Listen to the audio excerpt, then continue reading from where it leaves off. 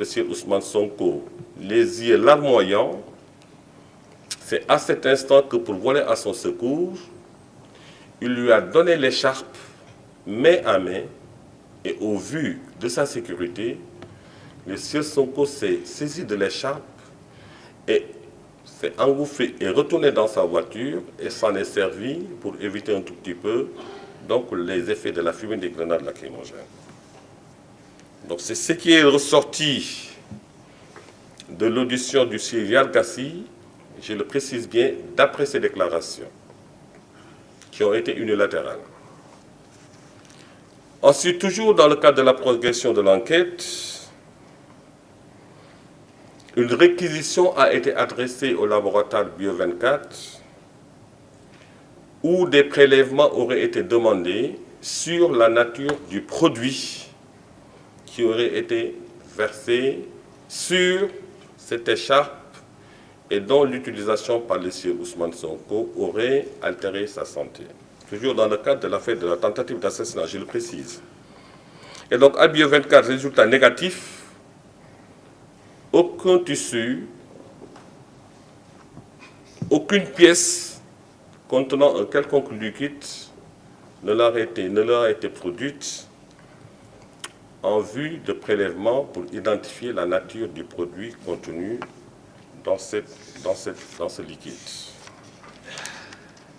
Après ça, on s'est dit, ben écoute, l'enquête s'est intéressée au corps médical qui a eu à examiner le sieur Ousmane Sonko.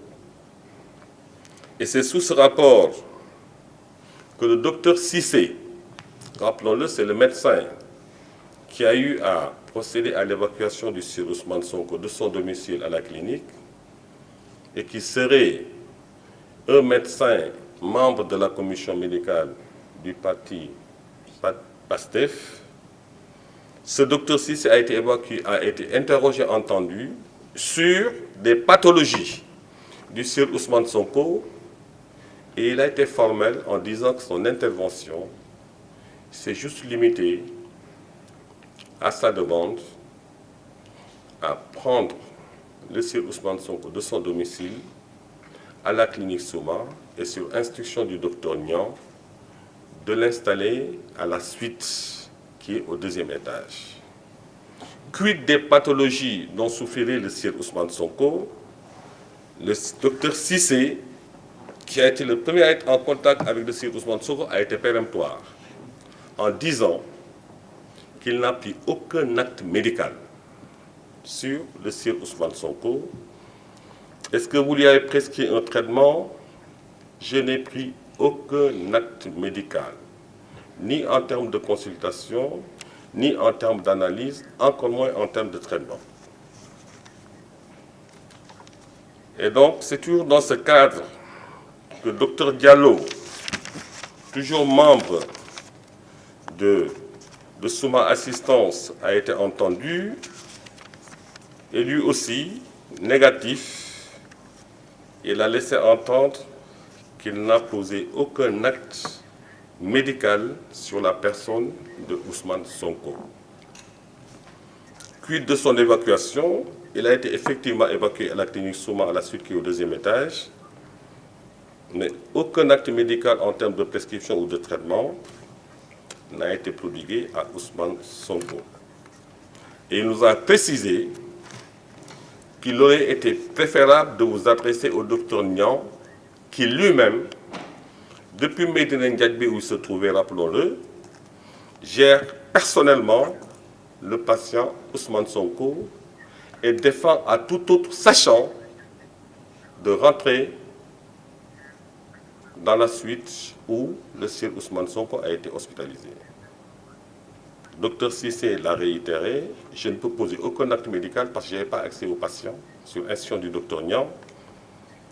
Docteur aussi Diallo l'a précisé, je ne peux poser aucun acte médical parce que je n'avais pas accès à la clinique où était hospitalisé le sieur Ousmane Sonko sur instruction du docteur Niang. Et sur ce coup, l'enquête s'est orientée vers docteur Aminata Françoise Bangola, qui était de permanence le jour de l'arrivée de Ousmane Sonko à la clinique. Même réponse. Déjà, Dr Bangola n'est pas habilité à exercer parce qu'elle n'est pas inscrite à l'ordre des médecins, quoiqu'elle a soutenu sa thèse. Alors, et quoiqu'elle a soutenu sa thèse, et interrogée sur son inscription sur le tableau de l'ordre des médecins, elle a précisé qu'elle n'était pas inscrite à l'ordre sur le tableau de l'ordre des médecins, donc passible de poursuite pour exercice illégal de la médecine. Et là, M. le procureur de la République, fort opportunément, vient de m'apprendre que l'ordre des médecins a inscrit le docteur Aminata Françoise Bangoula sur le tableau de l'ordre au titre de l'année 2023. Et lui leur a demandé le numéro d'inscription. On vient ensemble de tomber sur l'information.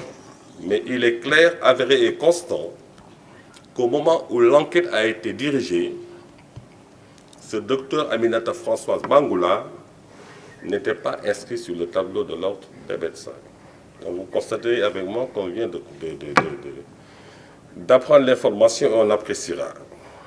Et tous ces médecins, même le docteur Niang, était unanime à nous dire qu'on ne pouvait pas l'approcher parce que le patient Ousmane Sonko était suivi par un groupe de spécialistes. Et donc, en toute opiniâtreté,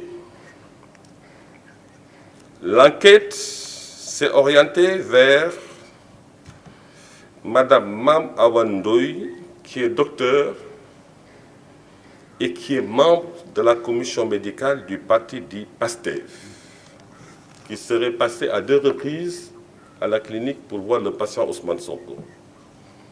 Et cette dernière entendue nous a laissé entendre plutôt, qu'elle est certes médecin, qu'elle est certes inscrite sur le tableau de l'ordre des médecins, qu'elle est certes membre de la commission médicale du parti PASTEF, mais elle n'a posé aucun acte médical sur le patient Ousmane Sonko. Tout au plus, en fonction des situations, elle s'avère à prêter main forte sur les éventuels blessés et même les éventuels malades qui seraient leurs militants, et son office se résume comme tel. Interrogée sur les raisons de sa présence à la clinique, elle a déclaré « Je suis venu voir Ousmane Sonko, pas en tant que médecin traitant, mais en tant que membre du parti PASTEF. Et mon statut de médecin a permis de me faciliter l'accès à sa suite au 2e étage pour le consulter. »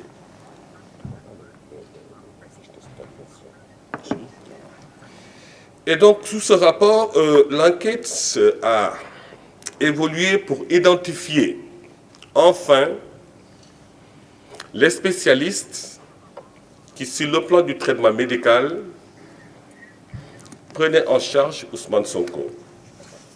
Et c'est ainsi qu'on en a identifié le docteur Boulos, le docteur Cissé, dont j'ai fait référence tout à l'heure, enfin, le docteur Boulos, le docteur Cissé et le docteur Ngom. Entendu sur ses prestations sur le patient Ousmane Sonko, le docteur Ngom, médecin généraliste, spécialisé en ophtalmologie et maladies tropicales, a déclaré avoir successivement 4 fois de suite examiné le sieur Ousmane Sonko les 16, 17 et 18 mars et un autre jour qu'il ne saurait préciser.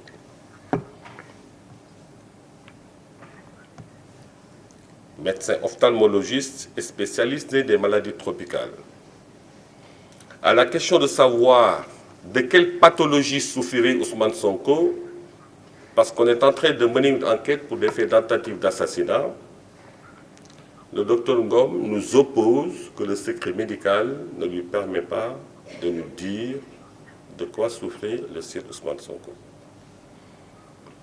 À la question de savoir quelle prescription vous lui avez prodiguée par rapport à cette pathologie, le docteur Ngom opposa aux enquêteurs une nette catégorie pour leur dire « Le secret médical me défend de vous dire la prescription dont il a eu droit au nom du serment d'Hippocrate. »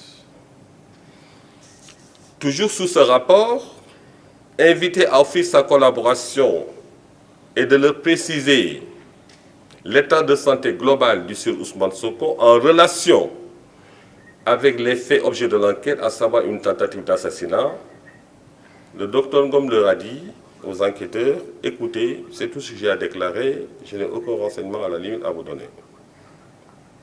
À la question de savoir si est-ce qu'un certificat médical lui a été délivré et le cas échéant, pour quelle pathologie, le docteur Ngom a renseigné aux enquêteurs qu'il ne saurait répondre à cette question parce que le certificat médical est délivré à la demande du patient et c'est à lui seul qui est censé en connaître le contenu.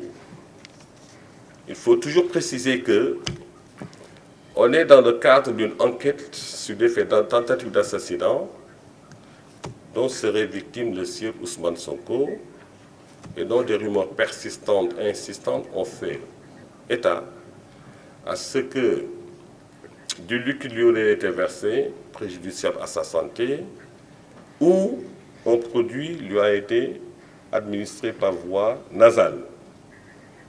Et donc, là aussi, c'était le blocus total. Parmi ces spécialistes, on peut aussi citer le docteur Boulos. Docteur Boulos, qui a affirmé faire partie plutôt des spécialistes qui ont ausculté le sieur Ousmane Sonko. Il est généraliste, médecin généraliste et diplômé spécialisé en échographie.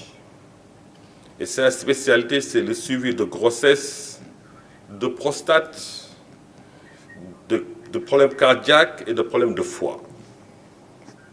Lui entendu a déclaré que à la date du 21 mars 2023 à 20h30, à la demande du docteur Cissé, il est venu consulter le sieur Ousmane Sonko et déclare être le médecin personnel de ce dernier depuis 2009.